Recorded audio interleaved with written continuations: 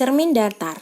Mengapa disebut cermin datar? Karena memang memiliki permukaan yang datar. Sifat bayangan yang dibentuk oleh cermin datar yang pertama adalah bersifat maya. Itu berarti bayangan berada di belakang cermin. Sifat yang kedua adalah tegak. Yang ketiga, perbesaran bayangannya sama dengan 1, di mana perbesaran dilambangkan dengan huruf M besar yang sama dengan 1. Nah, jika perbesarannya sama dengan 1, itu berarti bendanya akan memiliki ukuran yang sama dengan bayangannya. Lalu tinggi benda itu dilambangkan dengan H akan bernilai yang sama dengan tinggi bayangannya. Tinggi bayangan dilambangkan dengan H aksen. Dan sifat yang terakhir adalah jarak benda yang dilambangkan dengan S akan sama dengan jarak bayangannya yang dilambangkan dengan S aksen. Nah, yang berikutnya, banyaknya bayangan yang dibentuk dua cermin datar dirumuskan dengan N sama dengan 360 dibagi lambda dikurang 1, di mana N adalah jumlah bayangan yang akan dibentuk. Lambda adalah sudut di antara dua cermin datar tersebut.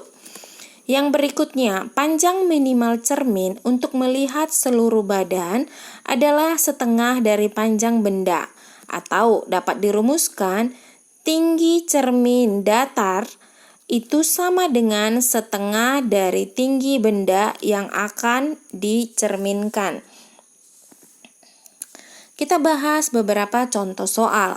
Seorang anak memiliki tinggi. Lambang dari tinggi adalah H kecil.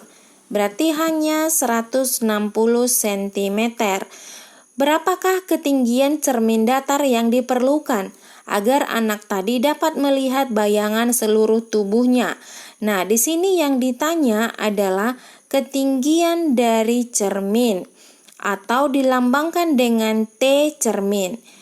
Nah, rumus yang ketiga tadi, T cermin itu dirumuskan dengan sama dengan setengah dikali T bendanya. Berarti T cermin sama dengan setengah dikali T bendanya itu sama dengan H bendanya. Tinggi dengan H sama yaitu 160 cm. Berarti setengah dikali 160 adalah 80 cm.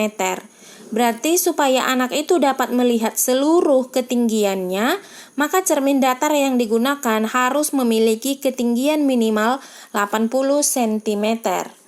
Soal yang kedua, sebuah benda terletak di depan dua buah cermin datar. Nah, yang membentuk sudut 60 derajat.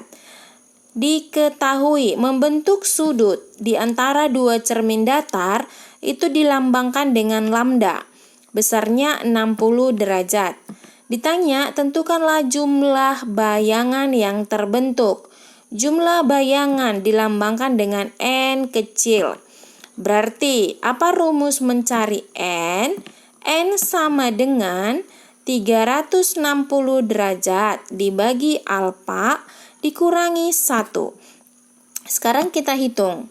360 derajat dibagi alfanya 60 derajat dikurangi 1.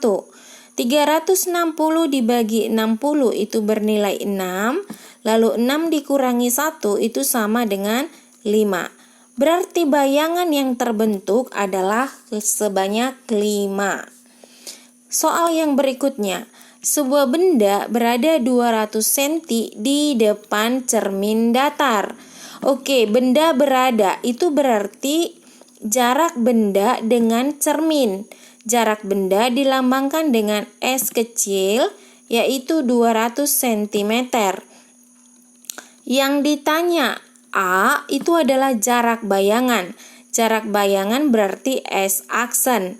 Lalu yang B, jarak benda dengan bayangan, berarti jarak benda dengan bayangan itu nanti bisa kita hitung. Jarak benda dan bayangan. Oke, lalu pertanyaan yang ketiga itu adalah perbesaran bayangan yang dilambangkan dengan huruf M besar Lalu D adalah sifat bayangannya. Sekarang kita cari satu persatu. Untuk bagian yang A. Nah, ingat tadi bahwa di cermin datar, jarak benda atau S itu akan sama dengan jarak bayangan atau S aksen. Jadi kalau diketahui S-nya 200 cm, maka S aksennya atau jarak bayangannya juga sama dengan 200 cm. Lalu bagian yang B, jarak benda dengan bayangan. Oke, kalau misalnya ini adalah cermin, lalu di sini benda, ingat tadi di sini yang diketahui jarak benda dengan cermin adalah 200 cm. Lalu bayangan untuk cermin datar itu kan berada di belakang cermin. Berarti bayangannya ada di sini di belakang, ditandai dengan garis putus-putus. Nah, yang jaraknya juga adalah 200 cm. Maka ditanya, berapakah jarak benda dengan bayangan? Berarti jarak benda dari sini sampai ke bayangannya itu adalah 200 ditambah 200 menjadi 400 cm. Lanjut yang bagian C. Berapakah perbesarannya? Untuk cermin datar, perbesarannya selalu sama dengan 1. Jadi kita tidak perlu menghitungnya lagi. Lalu bagian yang D, sifat bayangannya. Nah, sifat bayangan untuk cermin datar yang pertama adalah selalu bersifat maya. Kenapa? Karena memang terletak di belakang cermin. Sifat yang kedua, selalu sama besar. Jadi bayangan dan bendanya itu sama besar. Lalu yang ketiga itu selalu bersifat tegak, ya. Oke, sampai di situ dulu. Semoga bisa kalian pahami.